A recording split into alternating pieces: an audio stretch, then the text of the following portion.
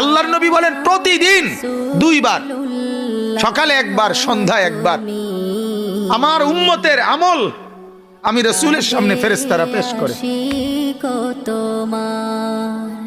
হায় হায়, নবীর সামনে তোমার নাম উচ্চারণ হয়, ফেরেশতা বলে ইয়া রাসূলুল্লাহ একটা সিজদা দেয় নাই, একটা সিজদা দেয় নাই।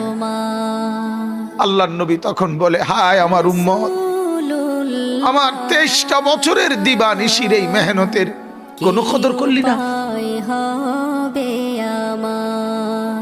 23 বছরের আমার এত কষ্টের কোনো কদর হলো না।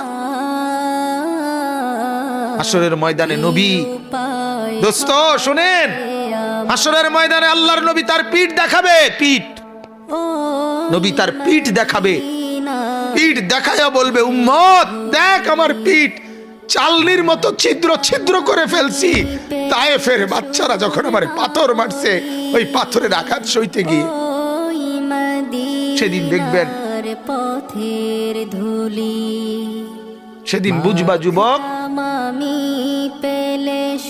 নওজোয়ান, তোমাদের জন্য কাঁদার কেউ নাই, তোমাদের জন্য ভাবার কেউ নাই। মা বাপ ছেড়ে দিছে তোমারে, যা বাবা নষ্ট হয়ে যা।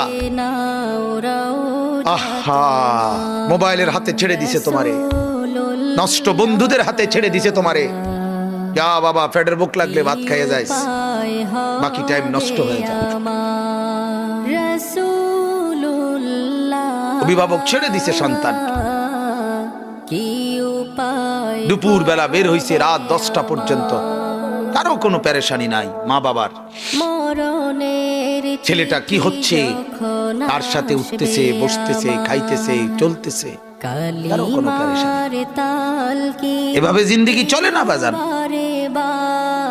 এভাবে জিন্দেগি চলে না। এজন্য আল্লাহ তাআলা প্রতিদিন ডাকে আমার বান্দা আমি কি অপরাধ করেছি। রাসূল প্রতিদিন বলে আমার উম্মত আমি কি অন্যায় করেছি। আমার তায়েফের রক্তের কোনো দাম নাই, আমার উহুদের দান দান শহীদ করার কোনো মূল্য নাই। 14 দিন আমি পেটে পাথর বেঁধেছি, আমার সেই পাথরের বাধা পেটের কোনো মূল্য নাই। আমি 3 মাস ঘরে চুলায় আগুন জ্বলে নাই, আমার সেই জীবনের কোনো মূল্য নাই। মুসলমানের ছেলেরা